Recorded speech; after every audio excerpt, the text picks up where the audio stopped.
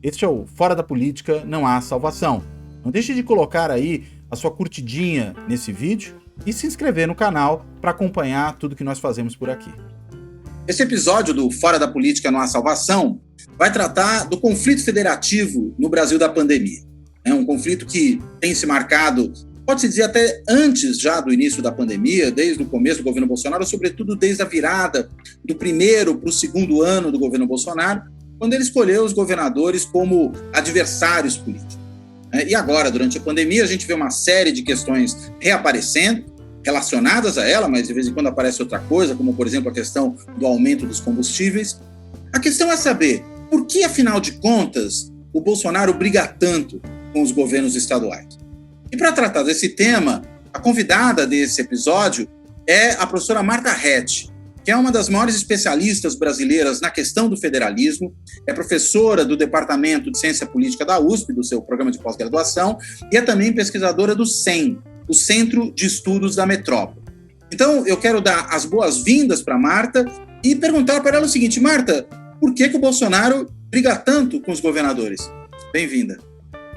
Obrigada, Cláudia, obrigada pelo convite, uma honra estar aqui. De fato, na última semana, o presidente Bolsonaro, digamos assim, dirigiu a sua metralhadora giratória contra os governadores e o conflito com os governadores subiu muitíssimo de tom, né? De fato, para um cientista político, para um analista, é muito importante distinguir o que é a forma do presidente Bolsonaro, né? Sejamos francos, o presidente Bolsonaro usa de expressões muito vulgares, né? E isso torna para o analista a análise mais difícil, porque como nós ficamos chocados com a forma como ele se dirige e como ele se trata os demais atores do sistema político, que é extremamente desrespeitosa, né? Fica mais difícil para o analista distinguir por trás disso, afinal, o que é o presidente Bolsonaro, né? Eu diria que nos conflitos que o presidente Bolsonaro tem armado ao longo da sua trajetória como presidente, aí separando, deixando em stand-by um pouquinho a questão da pandemia, é possível entender que existe uma agenda, que não é propriamente uma agenda de governo, mas uma agenda política que pretende destruir a ordem política e a ordem social que resultou da Constituição de 88. Né? Há um suposto na agenda do presidente e dos seus seguidores, né, que a destruição dessa ordem permitiria a emergência ou a volta de uma ordem anterior, que está associada com a ordem do regime militar, né, e que, portanto, assim, o ponto que eu estou querendo reter aqui é que a agenda do presidente é muito mais uma agenda de destruição e de desmonte do que propriamente a agenda da construção de alguma nova ordem, porque é um suposto aí, que é o suposto dos grupos conservadores, não só no Brasil, mas também no resto do mundo, que a destruição dessa ordem permitiria a volta a uma ordem anterior. Verdade ou não, o fato é que eles gostariam disso, né? Que você tivesse uma ordem assentada na família tradicional, nas hierarquias sociais, nas religiões tradicionais e que, digamos assim, o armamento poderia ser um caminho para isso, de vez que eles acreditam que as instituições vigentes foram dominadas pela corrupção, e aí está a briga com o STF, com o Congresso, com a velha política e tal, mas ele teve que fazer um recuo nesse conflito, acho eu, muito menos para imprimir alguma agenda de governo, e eu quero reter esse ponto da agenda de governo, porque isso é importante, eu acho, para entender o que ele está fazendo, né? Mas porque ele precisa digamos assim, salvar o filho. né? Porque e para isso ele tem que se entender com o STF, com o Congresso e tal, mas ele propriamente não tem uma agenda de governo a implementar, né? Ele tem muito mais uma agenda de destruição da ordem vigente. Então, eu acho que este problema de ter uma agenda muito mais de destruição do que construção de uma agenda coloca problemas para os objetivos. Ela está em contradição com os objetivos reeleitorais dele, porque como presidente ele teria que entregar alguma coisa pela qual ser reeleito, né? Então, a agenda destrutiva também pode ser uma agenda autodestrutiva. Pode ser uma agenda autodestrutiva, porque ele não tem muito a entregar como obra de governo, né? E muito aqui é um pouco retórico, porque, na verdade, ele não tem quase nada, né? Se você olhar mesmo a plataforma eleitoral dele, ele não conseguiu realizar nada do que estava lá na plataforma de governo dele, né? Então, e isso o coloca numa posição muito defensiva permanentemente, né? E agora, na pandemia, né, a versão bolsonarista, e eu acho que o presidente e os seus seguidores acreditam nela, é que na questão da pandemia, é de que a pandemia inicialmente era basicamente uma invenção dos chineses, né, para derrotar o Trump, né? E internamente a pandemia passou a ser a grande agenda da oposição para paralisar a economia, impedir que o presidente entregue algum resultado econômico e, portanto, inviabilizar o governo Bolsonaro, né? Então, dada esta avaliação, né, de que a pandemia foi sempre, digamos assim, um exagero ou uma invenção da esquerda, né, para desestabilizar o seu governo, né, ele entrou numa estratégia negacionista, né, que, digamos assim, tem afinidades eletivas com a sua visão da ciência, né, porque no diagnóstico dele sobre o mundo científico é um mundo dominado pela esquerda, né, e que ocupa, digamos assim, está no campo da guerra cultural, né, e que a esquerda, portanto, ocupa posições dentro da academia, dentro das instituições, e tudo isso precisaria ser destruído, mas como se trata de uma guerra, esses inimigos estão usando a pandemia para desestabilizar, né? Então, tanto que há setores do bolsonarismo que chamam essa história toda de fraudemia, né? Isso é uma grande invenção. Fraudemia? Né? Eu não tinha ouvido ainda essa expressão. Então, os indicadores de mortalidade são produzidos, são inventados, são exagerados para desestabilizar o governo Bolsonaro. A agenda de distanciamento social, ela, na verdade, ela é uma agenda que exagera o risco social para paralisar a economia e paralisar o governo. Então, muito mais do que inação por parte do governo, o que vem acontecendo desde o início da pandemia é uma disputa do presidente, obviamente dos seus seguidores, com outros setores sociais, e aí estão os cientistas sociais, a ciência, os infectologistas, sobre a gravidade da pandemia. Né? Eles sempre tentaram minimizar a gravidade da pandemia, com base no argumento de que isso tudo, enfim, como eu acabei de dizer, é uma invenção para paralisar o governo. Então, quando é que começa o problema, a primeiro conflito federativo a propósito dessas duas agendas, né? Em março do ano passado, o presidente invocou uma razão, uma estratégia de tipo federativo, né, para paralisar os governadores que pretendiam fazer isolamento social, né? Ele decreta por meio de um decreto presidencial, se não me falha a memória, que o governo federal teria competência exclusiva para legislar sobre questões relativas à atividade econômica. Isso aí foi logo no comecinho de março, né? Se não me falha a memória, foi no dia 20 de março, né? Em seguida, se não me falha a memória novamente, eu acho que foi o PCdoB que entrou com uma... Deve ter sido uma medida provisória isso, hein? Eu não lembro bem agora, depois a gente checa.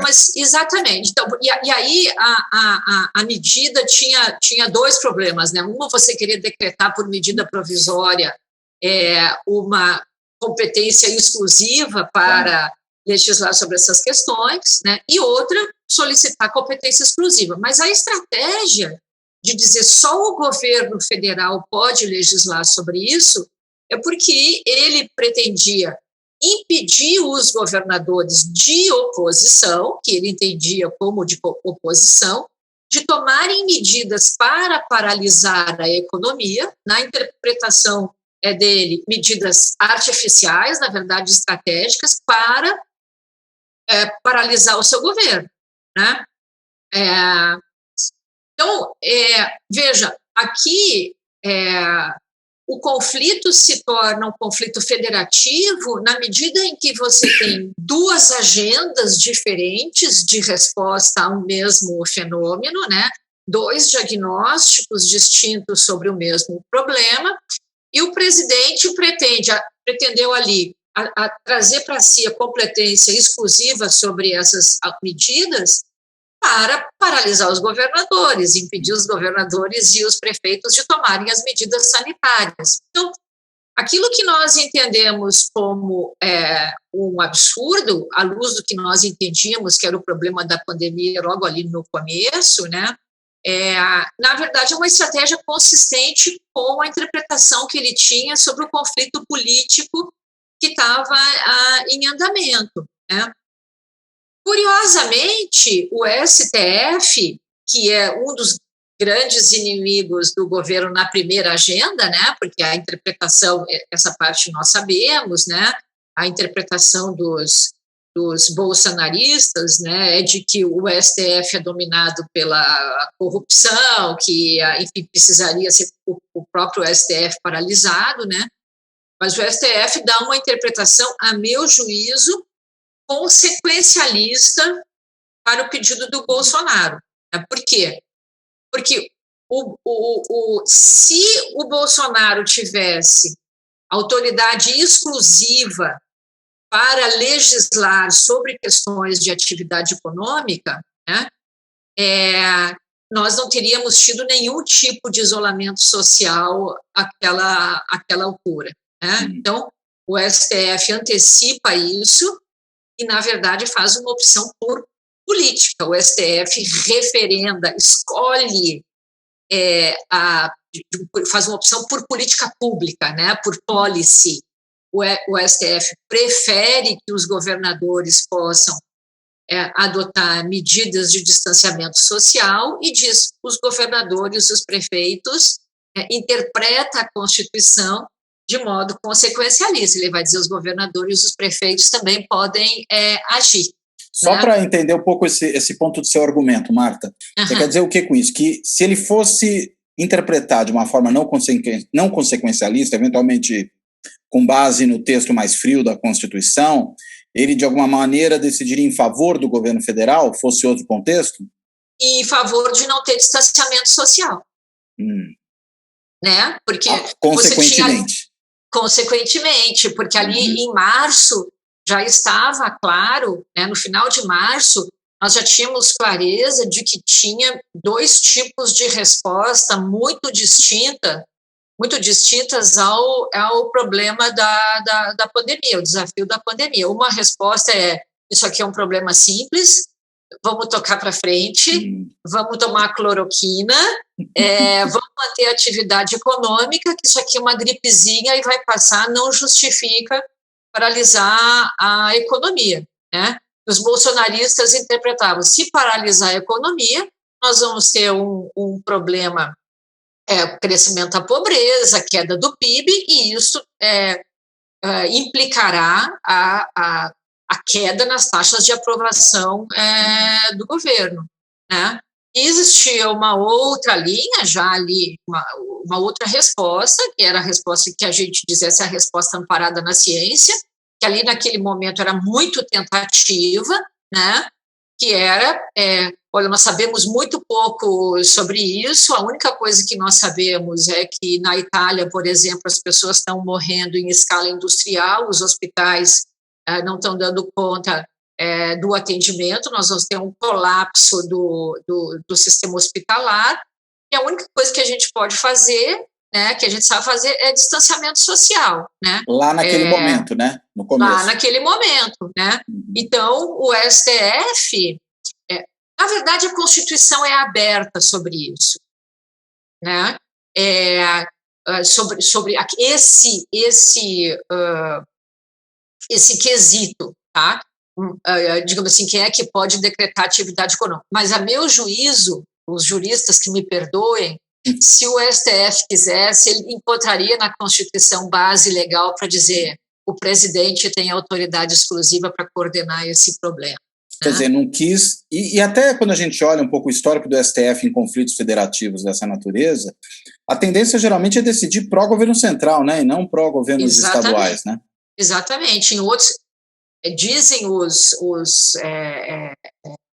intérpretes, os especialistas no STF, tais como o Rogério Arantes e o Diego Werneck, que, na verdade, essa decisão aí é uma decisão fora da curva em termos do padrão regular do STF em termos de decisão, né?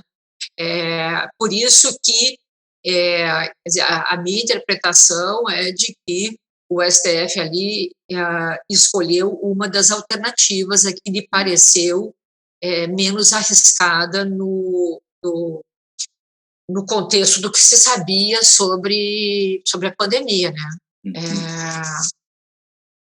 Mas o que eu estou querendo dizer aqui, né, é que o problema do governo Bolsonaro com relação à pandemia não é apenas um problema de inação, que também é um problema, né?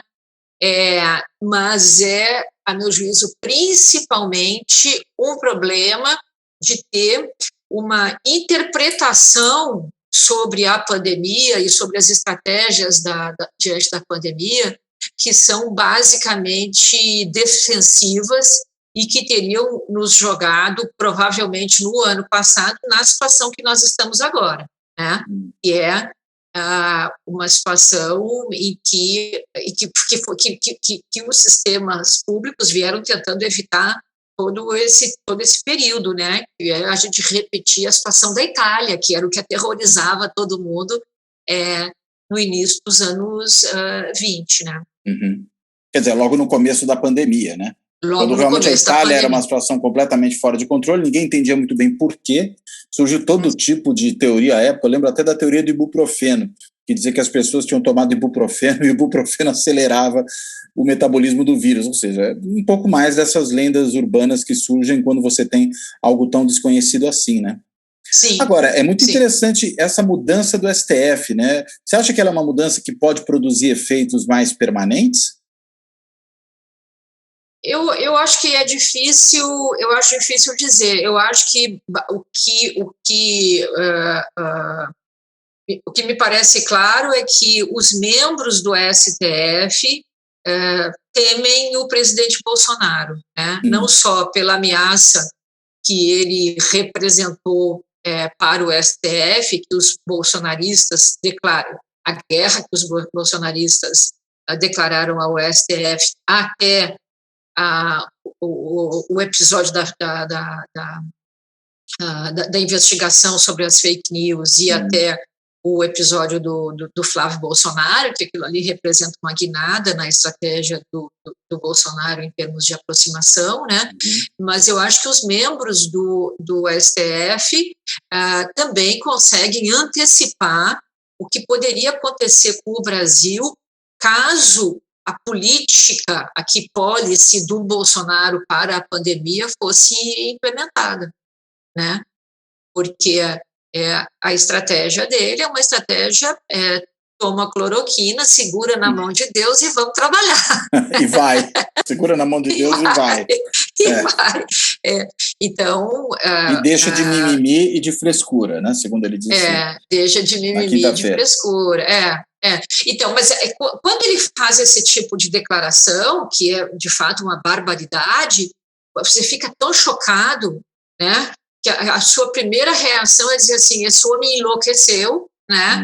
E aí fica muito difícil você discernir se tem alguma lógica, né? Por trás disso, né?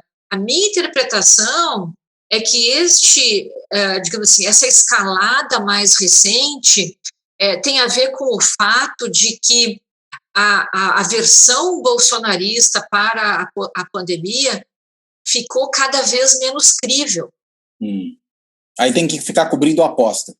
Exatamente, porque a ideia, né, o argumento de que isso é uma invenção, né, de que isso aí é coisa da esquerda, é coisa da oposição, de que os números estão exagerados, de que os dados estão sendo fraudados. Essa narrativa bolsonarista para o problema da pandemia, à luz do que nós estamos vivendo agora, ela se tornou cada vez menos crível, né? Então, você defender o Bolsonaro, né, se tornou, de fato, um exercício muito difícil, né? E ele está tendo que, digamos assim, dobrar a aposta e exagerar na retórica, embora exagerar na retórica não seja uma dificuldade para ele, porque é um esporte ao qual ele tem se dedicado a vida toda, né? Exatamente. Desde o início da carreira, né?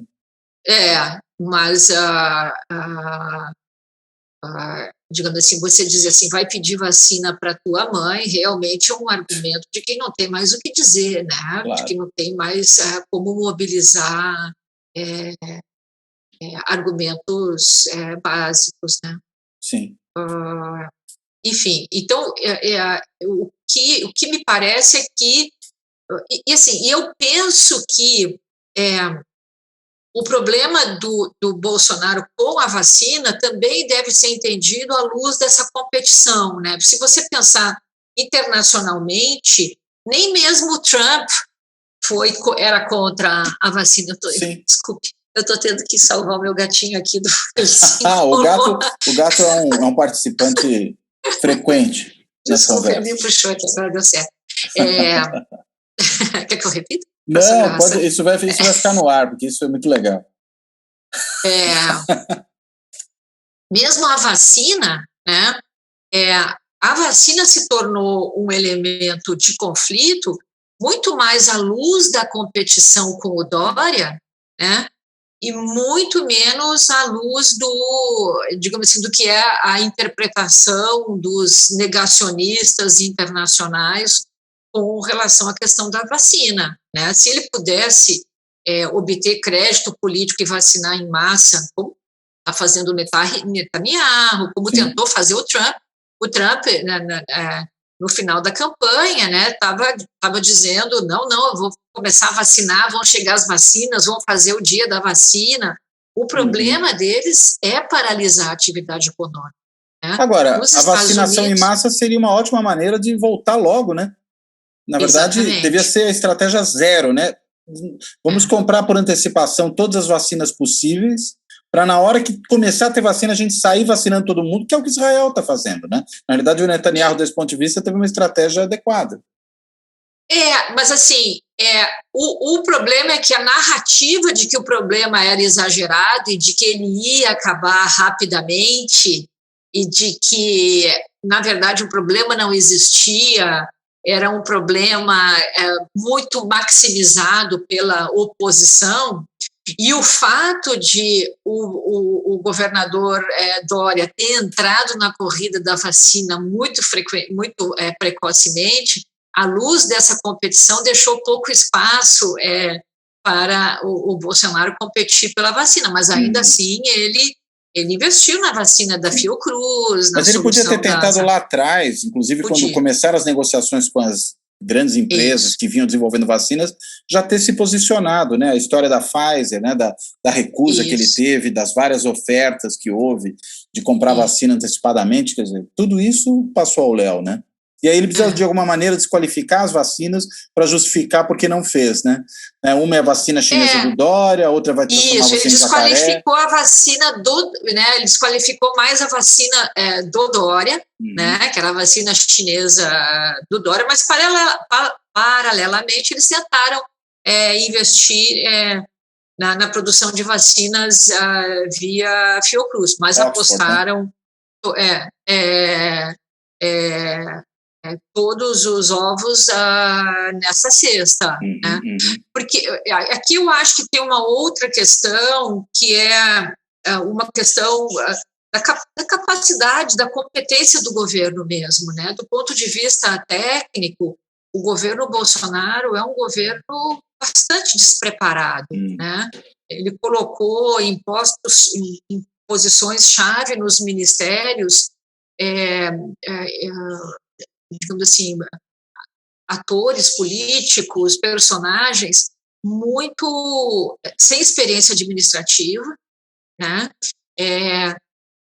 Como eles têm a agenda de destruir em conflito aberto com as comunidades do setor, né? Então, se você pensar no ministro da Educação, ele entrou para brigar com a comunidade da educação. Se você pensar no ministro do Meio Ambiente, ele entrou para brigar com a comunidade do setor, que foram comunidades que foram construídas ao longo dos governos, sobretudo o governo Fernando Henrique, governo Lula. Então, como eles desconfiam desses indivíduos, porque isso tem a ver com a agenda de destruição da ordem pós-88, né?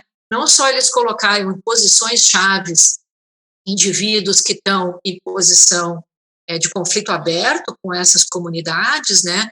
Como eles também, dentro dos ministérios, encostaram ou afastaram técnicos que trabalharam para esses governos sob a suspeita de que eles seriam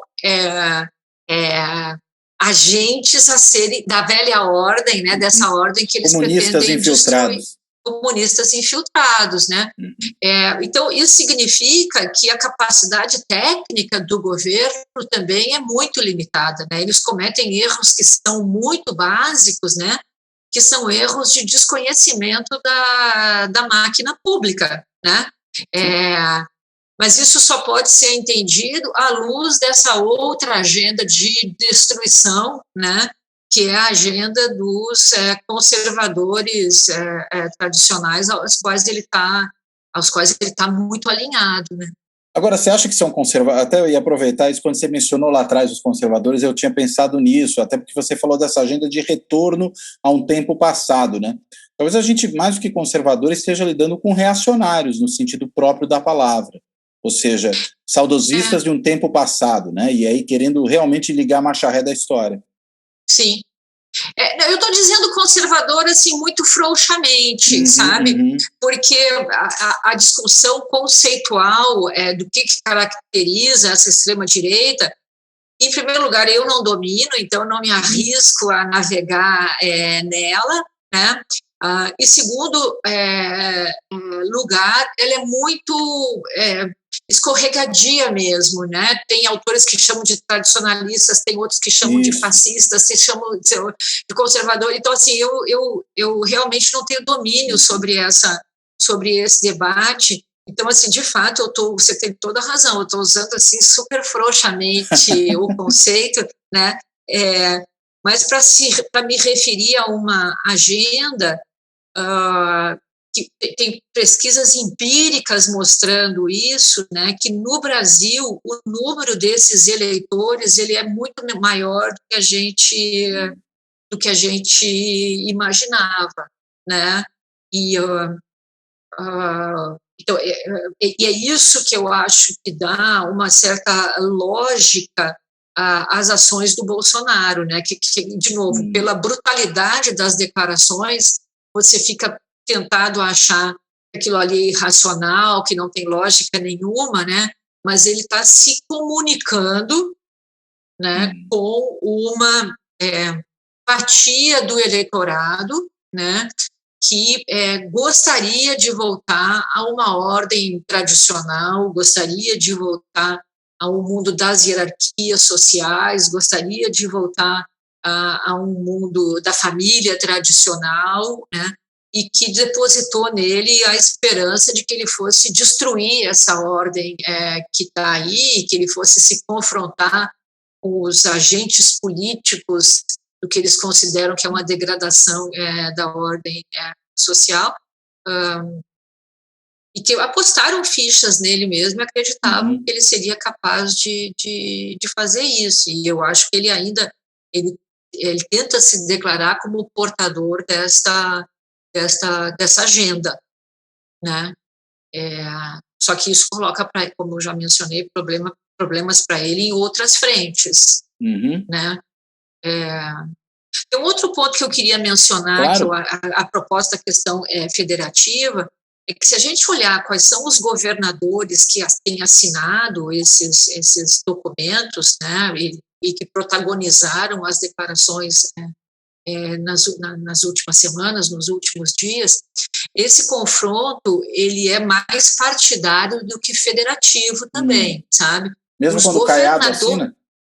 Exato, mas o Caiado, assim como eu anotei aqui, o Caiado, o Ratinho Júnior, o Cláudio Costa, o Cláudio Castro, do Rio de Janeiro, eles assinaram a nota que em resposta à abertura das contas que o Bolsonaro fez, dizendo eu mandei dinheiro para os governadores, eles estão dizendo que não tem dinheiro, mas eu mandei, e no qual ele inflou as transferências, incluindo transferências que são constitucionais. Não foi ele que mandou, o Tesouro teria que fazer isso. Foi a Constituição que mandou, né? É a Constituição que manda, ele apenas obedeceu à Constituição. Na verdade, o Caiado e o governador do Rio de Janeiro, e mesmo o Ratinho Júnior, eles só reagiram nessa ocasião. Nas outras ocasiões, os protagonistas são basicamente os governadores do que seria uma frente de oposição, né? São os governadores que são filiados ao PT, filiados ao PSB, ao PCdoB, tem assim dos democratas, que é o Mauro Mendes, mas o manifesto das vacinas é assinado por governadores do MDB, do PT, do PSD, do que seria uma frente de oposição, né? E governadores, o governador do Amazonas, o governador de Minas, o Zema, a vice-governadora de Santa Catarina, que são estados tradicionalmente bolsonaristas, permaneceram quietos como sempre estiveram, né? O governador do Rio de Janeiro chegou a declarar nessa terça ou quarta-feira que ele tem muito carinho pelo presidente Bolsonaro. Ou seja, nada pessoal, né? Não é nada pessoal, mas o que eu estou querendo dizer com isso é que o que também, de novo, parece um conflito federativo, quer dizer, estão todos os governadores contra o Bolsonaro a propósito da pandemia, na verdade, tem uma expressão partidária.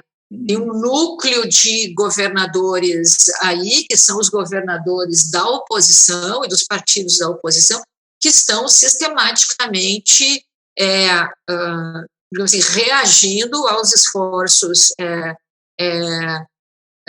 do presidente Bolsonaro de dizer, olha, eu estou fazendo tudo que eu posso, mas eu estou sendo manietado pela oposição que quer paralisar o meu governo, né? No que depender de mim, eu quero dar emprego para as pessoas, eu quero que elas possam trabalhar, eu quero que elas possam ganhar sua renda, mas esses governadores aí fazem parte de uma grande conspiração contra mim para paralisar o meu governo, né?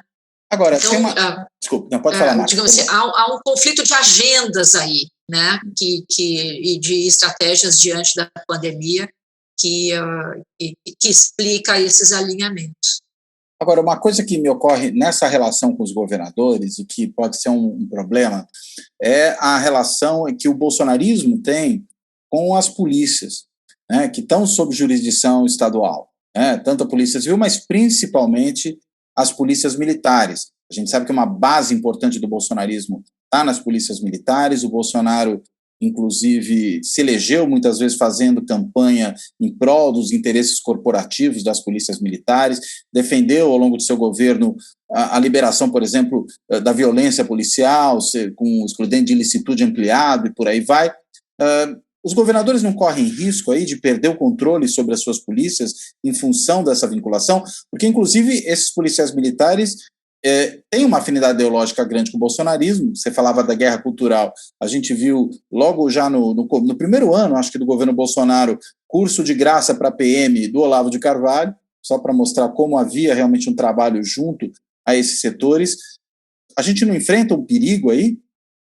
Eu acho que isso é mais do que um risco, eu acho que isso é um dado mesmo e acho que é uma estratégia, né? Eu acho que isso também deve ser entendido à luz de uma estratégia eleitoral para 2022, né? Eu acho que o presidente Bolsonaro já anunciou o seu roteiro, né? O seu roteiro é, se a eleição não for impressa, ela será fraudada. Sim. Né? Ele tem uma estratégia de ampliar o armamento, né? E portanto, dos seus potenciais apoiadores, né? E isso ele também já declarou diversas vezes, nós precisamos nos armar para impor a nossa estratégia, para resistir a ditadores, né? Exatamente. Na verdade é outra coisa, né? E tem uma aproximação com os policiais militares. E aqui, de novo, tem uma questão federativa que é importante, porque, assim, as polícias militares estão subordinadas aos governadores, mas a regulamentação das polícias militares, ela é privativa da União. Então, o que o presidente Bolsonaro tentou fazer recentemente? Ele tentou mudar a legislação que tira dos governadores a autoridade sobre os comandantes militares, né? O que aquela legislação ali pretendia fazer era os comandantes da Polícia Militar passariam a ter status de secretário de Estado e teriam um mandato fixo, o que significaria que eles não poderiam ser demitidos pelos governadores em caso de não se alinharem às orientações dos governadores, porque os comandantes militares agora podem ser, eles são indicados e depostos pelos governadores. A legislação que ele tentou aprovar, né, era uma legislação que retirava dos governadores a autoridade sobre os comandantes das polícias militares. Os governadores ficariam reféns dos comandantes. Ele, né? Nem precisava trazer para si esse controle, bastaria enfraquecer o controle dos governadores, né? Exatamente. Né? Então, de novo, o que parece um conflito federativo inocente, na verdade, é um conflito de agendas que passa pelas instituições federativas, né? Mas,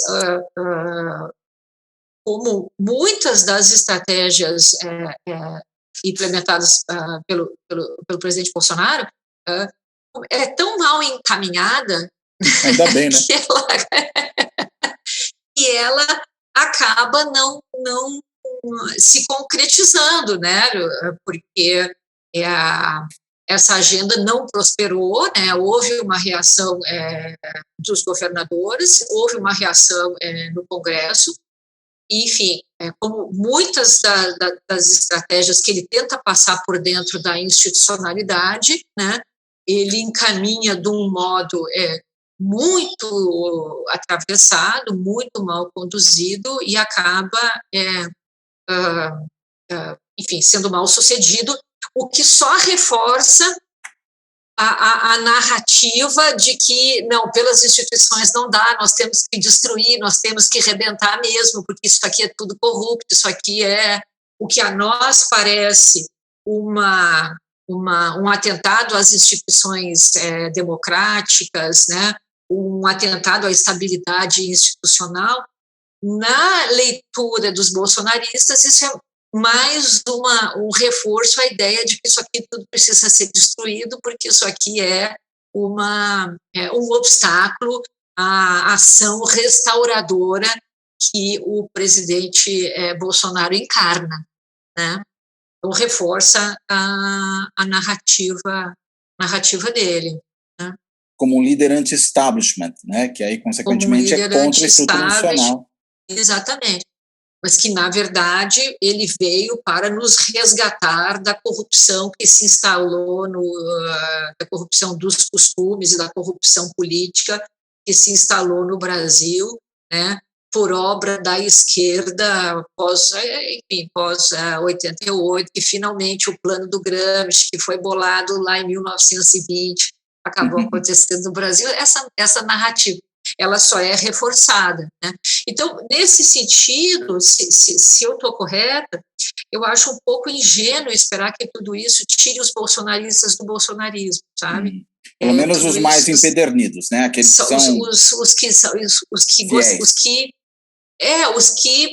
gostariam que no Brasil fosse restaurada uma ordem tradicional, a família tradicional, a segurança, os que são saudosos de uma ordem segura, que talvez nunca tenha existido, mas que funciona como... Os homens de armas.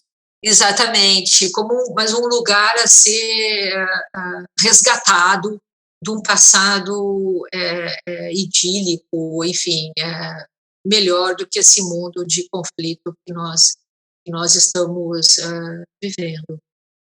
Né? E o curioso é que isso tudo apesar do acordo com o Centrão, né?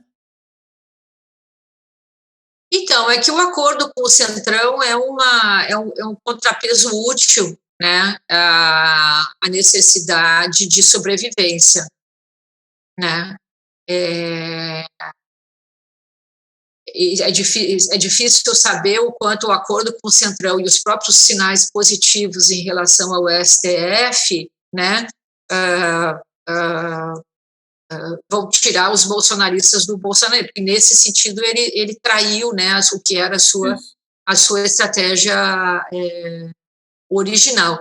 Mas volta e meia ele dá sinais para esse eleitorado de que ele permanece fiel a essa origem e que ele só está fazendo isso estrategicamente, né? Isso. Que na verdade ele fica tentando conciliar diferentes pratos, como de resto todo governante, né? Fica fazendo um equilíbrio instável entre diferentes objetivos. Talvez né? nisso os bolsonaristas tenham razão, é só um recuo tático mesmo, né? Não dá para levar muito a sério essa aproximação com o Centrão, esses acenos de melhor relacionamento com o STF, como alguma coisa que veio para ficar, como, digamos, uma conversão do Bolsonaro à institucionalidade democrática. Exatamente. Na verdade, ele recua taticamente porque o jogo, neste momento, exige que ele dê, para usar uma expressão de um outro autor, o Lenin, um passo atrás para dar 2 passos à frente. Para frente, um recuo tático, né? Um recuo tático de sobrevivência, mas frequentemente ele sinaliza: eu ainda continuo o paladino, né, da restauração daquele mundo que nós queremos resgatar, né? Então, o que nos parece completamente alucinado, eu entendo que são sinalizações nessa direção para esse eleitorado, né? Muito bem. Marta, acho que essa conversa rendeu muito, foi muito boa, e aí eu peço aí que você faça a sua amarração final nessa nossa conversa. Eu acho que, assim, infelizmente, nós estamos vivendo momentos muito difíceis, né? Nós estamos vivendo um nível de polarização, né? Lamentavelmente, um presidente que adotou uma estratégia de confronto com as instituições e de confronto uma agenda de combate à pandemia, né? Eu acho que nós temos que nos preparar para 2021 muito difícil, né? Nós estamos todos muito preocupados, né, com o que vai acontecer com o Brasil no curto prazo, em termos econômicos, em termos de perdas de vidas, em termos de sofrimento, que seria evitável, né? E eu acho que nós também não podemos ignorar que, a despeito desses recuos táticos, né, o presidente Bolsonaro não tem convicções democráticas, né?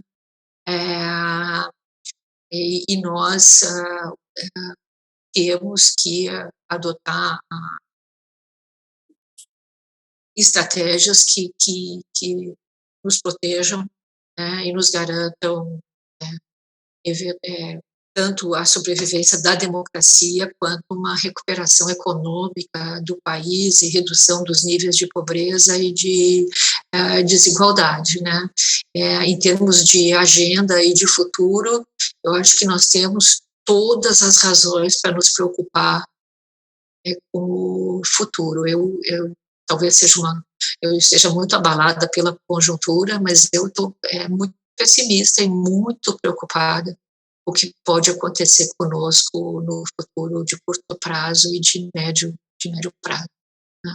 Eu acho que é muito sério o que está acontecendo com o Brasil, muito grave o que está acontecendo com o Brasil, muito grave. Eu partilho dessa sua preocupação. Acho que o nosso cenário é dos mais preocupantes mesmo. Bem, Marta, quero, enfim, apesar desse cenário funesto que se avizinha para nós... Apesar dessa nota triste de encerramento... desse epílogo melancólico, eu quero, de qualquer maneira, te agradecer muitíssimo, Marta, pela conversa, pelo esclarecimento. Foi tremendamente interessante. Acho que você apontou uma série de questões cruciais para entender isso que está acontecendo e o que é essa estratégia, né, do bolsonarismo na relação com os outros governos, né, com os governos subnacionais, com os outros entes da federação. Acho que é muito interessante o ponto que você levantou, né, que, na realidade, isso se enquadra num contexto mais amplo da própria estratégia bolsonarista mais ampla, da maneira como ele vê a política, né. Acho que isso é uma forma crucial de entender por que o bolsonarismo é esse bicho tão esquisito, né, que a gente vê e, às vezes, tem dificuldade de entender o que se passa. Então, quero te agradecer, Marta. O prazer foi meu. Fiquei honrada com o convite. Opa, eu que agradeço. E além de agradecer a você, então, eu fecho agradecendo aqueles que nos assistem no YouTube, aquelas pessoas que nos acompanham pelos podcasts e até a próxima.